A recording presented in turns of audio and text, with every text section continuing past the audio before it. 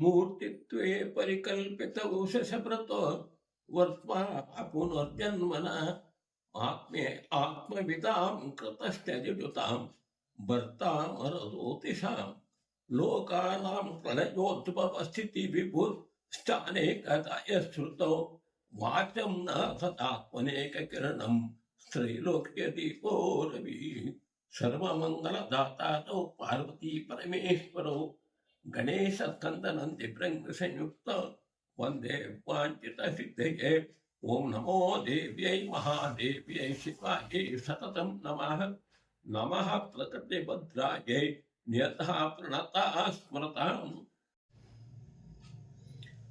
ಓಂ ಶ್ರೀ ಗಣೇಶಾಯ ನಮಃ. ಶ್ರೀ ಗುರುದೇವತಾ ಶ್ರೀ ಸರ್ಪಗಣೇಶ್ವರಾಯ ಸರ್ವದೇವತಾಭ್ಯೋ ನಮೋ ನಮಃ.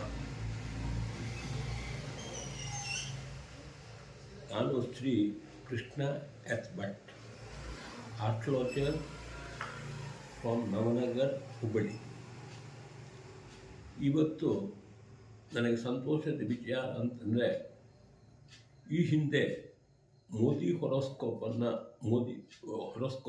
ನೋಡಿ ಮಕರ ಸಂಕ್ರಮಣದ ದಿನ ಅವರು ಯಾವುದೇ ರೀತಿಯಿಂದ ವಿರೋಧಿಗಳಿದ್ದಾಗ್ಯೂ ವಿಜಯವನ್ನು ಸಾಧಿಸುತ್ತಾರೆ, ಪ್ರಧಾನಮಂತ್ರಿ ಆಗ್ತಾರೆ ಅನ್ನುವಂತಹ ಒಂದು ವಿಷಯವನ್ನು ನಾನು ಹೇಳಿದ್ದೆ.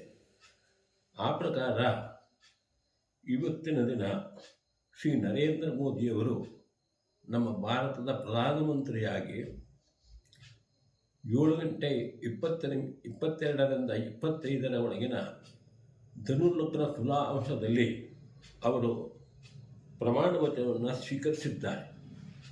ಕಾರಣ, ಈಗ ಅವರು ಸ್ವೀಕಾರ ಮಾಡದಂತಹ ಸಮಯದಲ್ಲಿ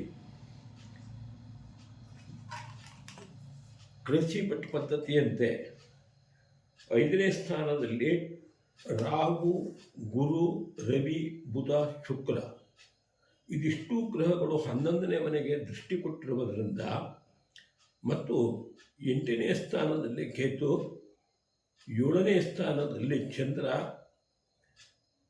ಮತ್ತು 2ನೇ ಸ್ಥಾನದಲ್ಲಿ ಶನಿ ಇರುವುದರಿಂದ ಕೇಂದ್ರ ತ್ರಿಕೋನಗಳ ಯೋಗದಿಂದಾಗಿ ಇನ್ನು 3.5 ವರ್ಷದವರೆಗೆ ಯಾವುದೇ ರೀತಿಯ ಅಡೆತಡೆ ಇಲ್ಲದೆ ಪ್ರಧಾನಮಂತ್ರಿ ಕಾರ್ಯವನ್ನು ಯಶಸ್ವಿಯಾಗಿ ಮಾಡುತ್ತಾರೆ.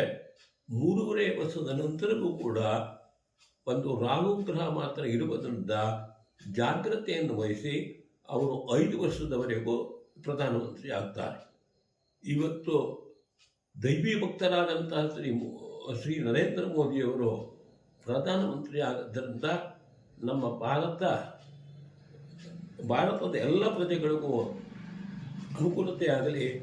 ಮತ್ತು ವಿಶೇಷವಾಗಿ ಇವತ್ತಿನ ದಿವಸ ಬ್ರಾಹ್ಮಣ ವರ್ಣ ಇದು ಮೇಲಿನ ವರ್ಣ, ಆದರೆ ಸರ್ಕಾರದ ದೃಷ್ಟಿಯಿಂದ ಬ್ರಾಹ್ಮಣರು ಕೆಳಗಿನ ವರ್ಣದವಾಗಿದ್ದೇವೆ.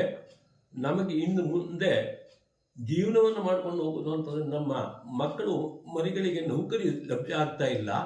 ಈ ಕಾರಣದಿಂದ ಬ್ರಾಹ್ಮಣರ ಬುಕ್ಕಾಗಿಯೂ ಕೂಡ ಒಂದು ದೇವರು ಅನುಗ್ರಹವನ್ನು ಮಾಡಲಿ, ಅವರ ಜೀವನ ಸುಖಮಯವಾಗಲಿ ಮತ್ತು ಎಲ್ಲ ಭಾರತೀಯ ಜನತಾ ಪ್ರಜೆಗಳಿಗೂ ಅನುಕೂಲ ಆಗಲಿ. ಮೋದಿಯವರಿಗೆ ಆಯುಷ್ಯ, ಆರೋಗ್ಯ, ಐಶ್ವರ್ಯವನ್ನು ಕೊಟ್ಟು ದೇವರು ಉತ್ತರೋತ್ತರಾಭಿವೃದ್ಧಿಯನ್ನು ಮಾಡಲಿ ಅಂತ ಪ್ರಾರ್ಥನೆ ಮಾಡಿ ನನ್ನ ಈ ಸಂತೋಷದ ಒಂದು ವಿಚಾರವನ್ನು ಇವತ್ತು ದಿವಸ ವ್ಯಕ್ತಪಡಿಸಿದ್ದೇನೆ. ಶುಭಮಸ್ತು.